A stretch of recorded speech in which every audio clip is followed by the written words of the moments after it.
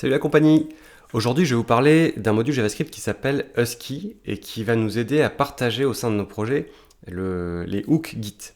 Donc, pourquoi est-ce qu'on passe par un outil tiers pour partager en fait les hooks au sein d'un projet? Simplement parce que Git ne le facilite pas vraiment la tâche. C'est-à-dire que Git, dans le mécanisme de gestion des hooks, nous demande en fait tout un tas de configurations et notamment la réplication des hooks d'une machine à une autre pour pouvoir fonctionner. Même s'ils ont fait quelques avancées ces dernières années, c'est quand même très loin d'être suffisant pour partager nativement au sein d'un projet. Donc nous on utilise Husky à cet effet. On utilise Husky parce que d'une part c'est un module JavaScript, donc aujourd'hui JavaScript est considéré universel, c'est-à-dire qu'on l'a sur tout un tas d'environnements, donc en tout cas il est disponible ou à disposition à minima pour l'installation sur nos machines de développement. Et donc, ça facilite du coup son usage, que vous soyez sur Windows, Mac, Linux, ce sera en quelque sorte transparent. En tout cas, c'est portable. D'autre part, pourquoi Husky plutôt qu'un autre outil? Parce qu'il y a aujourd'hui quand même pas mal d'outillages qui existent autour de la gestion des hooks Git. Simplement parce que Husky fait partie des outils qui sont les plus complets. Et les plus maintenus en fait. C'est-à-dire qu'il y a beaucoup d'outils qui se concentrent uniquement sur ce qui est autour du commit, et notamment du pré-commit, donc avant le commit, ce qui est très bien pour garantir la qualité des commits, mais il n'y a pas forcément que ça qu'on souhaite observer, notamment par exemple si on souhaite observer également et garantir une qualité du message de commit ou du nom de branche quand on est en train de pusher, ce genre de choses, on ne va pas pouvoir le faire avec des outils, avec tout un tas d'outils en tout cas existants. Husky lui nous permet de le faire et surtout il utilise les dernières nouveautés on va dire de Git pour pouvoir s'intégrer avec Git, à savoir la notion de core hookspace qui est un élément de configuration que je vous montrerai rapidement. Sa mise en œuvre. Donc sa mise en œuvre nécessite donc JavaScript sur votre machine. Donc pour voir si vous avez JavaScript, vous allez dans un terminal et vous faites un node-v. Si vous n'avez pas JavaScript, à ce moment-là, vous allez sur le site de Node.js et vous allez suivre l'installation qui vous sera recommandée, donc soit via un exécutable, soit avec la ligne de commande selon votre préférence. Donc quand vous avez Node, du coup vous avez JavaScript sur la machine côté serveur, entre guillemets, et vous avez accès à NPM qui est le gestionnaire de dépendance de JavaScript. À ce moment-là, donc on va pouvoir installer avec NPM notre module. Mais avant ça, petite parenthèse pour celles et ceux qui seraient sur des projets qui n'intègrent pas JavaScript. Donc c'est pas très grave en soi, c'est même pas un problème, j'ai envie de dire, d'intégrer JavaScript dans un projet qui n'a pas besoin de JavaScript, puisque en fait là on va juste installer JavaScript pour pouvoir utiliser Husky. Donc ça implique par contre que les différentes machines que vous utilisez aient JavaScript, mais la plupart du temps c'est déjà le cas. Et du coup ça n'a pas d'incidence sur le reste de votre projet. Donc voilà, il n'y a pas de contrainte et il n'y a pas de problème normalement à intégrer Husky, même si vous n'utilisez pas JavaScript. Le fait est que si vous n'utilisez pas JavaScript sur votre projet, du coup vous allez devoir initier en fait votre projet comme étant un projet JavaScript, en tout cas initier le fichier de dépendance de listing des dépendances JavaScript avec un npm init. Donc là moi je mets une option -y pour valider l'ensemble des questions qui me sera posée. Et là, donc, j'ai un package.json, un fichier package.json qui est créé à la racine de mon projet et qui va me permettre du coup de lister la dépendance notamment à Husky. Donc maintenant, je peux installer Husky. Donc là, je vais l'installer avec une option qui est moment save dev pour la simple et bonne raison que si jamais je faisais du JavaScript aussi pour la production, je n'ai aucun intérêt à embarquer en fait Husky dans le bundle de prod, si vous préférez. J'embarque pas les outils de dev dans la prod, ça n'a aucun intérêt. Donc là, l'install se fait, mais le module n'est pas encore configuré au sein de mon projet. J'ai une deuxième opération qui doit être faite et qui s'appelle Husky install. Mais comme cette opération, elle devra être réalisée quand même par les différents participants au projet, on est encouragé par la documentation officielle à faire un npm set script prepare de Husky install. C'est-à-dire que si jamais vous aviez d'ailleurs d'autres outils en fait, qui nécessitent une préparation suite à leur installation, il est de bonne loi de réutiliser en fait ces scripts de préparation pour configurer tous ces outillages.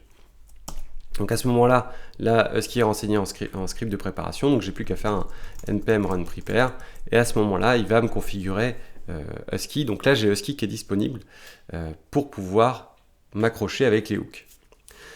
Donc maintenant, il va falloir que je crée les hooks. Donc très rapidement, avant de créer les hooks, je vous explique comment Husky s'intègre. Husky nous a créé un sous-répertoire au sein du projet. Il nous a créé un sous-répertoire qui s'appelle .husky.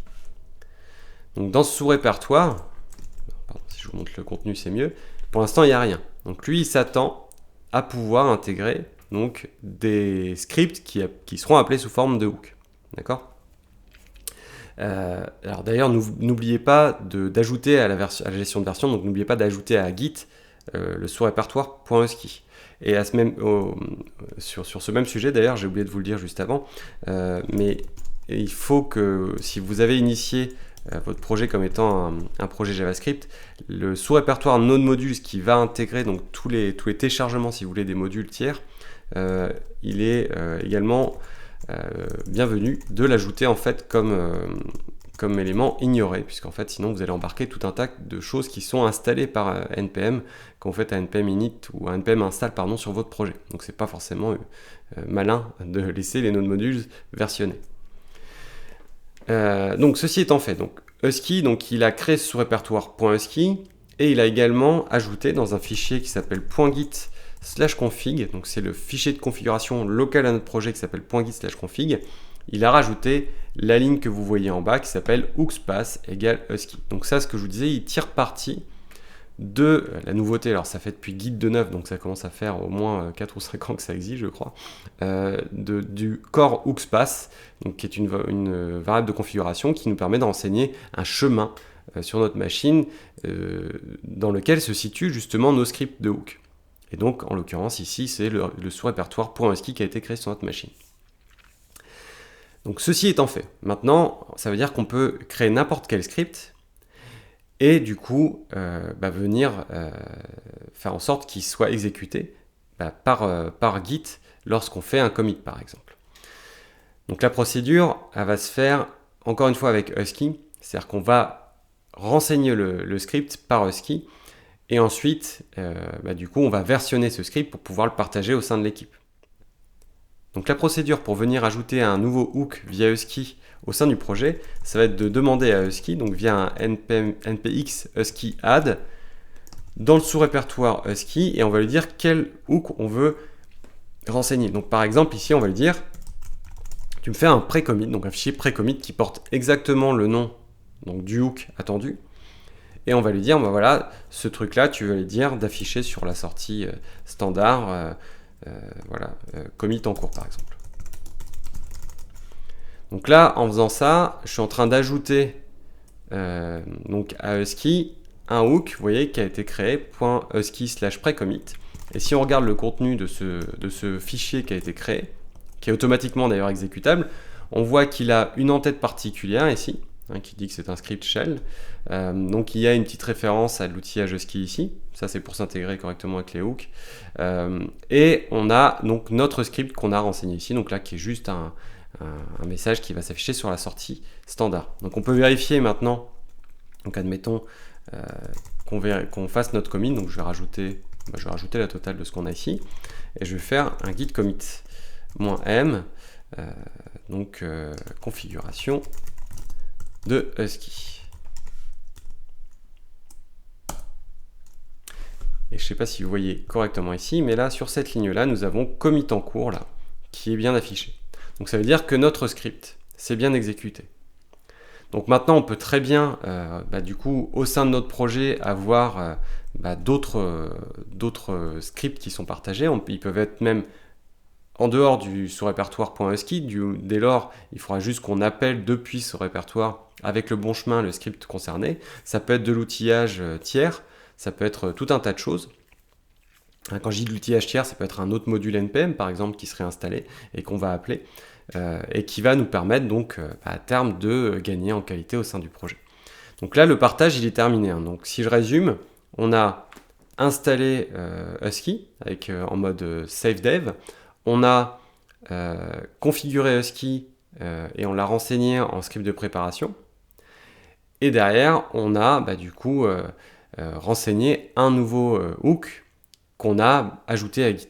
D'accord ? La totalité doit être ajoutée à Git pour pouvoir le partager correctement.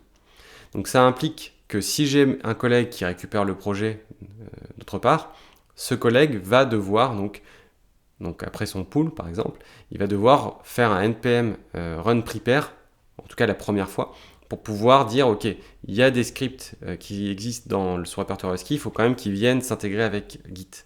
Donc c'est juste cette procédure-là qui fait que les hooks sont rattachés correctement sur sa machine et sur son projet. Donc sur le principe, moi je vous encouragerais à terme plutôt d'utiliser des dépendances externes plutôt que de créer vos propres scripts, puisque en réalité il est assez rare en fait que autour des commits Git et en tout cas localement sur notre machine, on ait besoin de mettre en place des vérifications de la qualité, des choses comme ça, des automatisations qui sont pas génériques, pas ou peu génériques.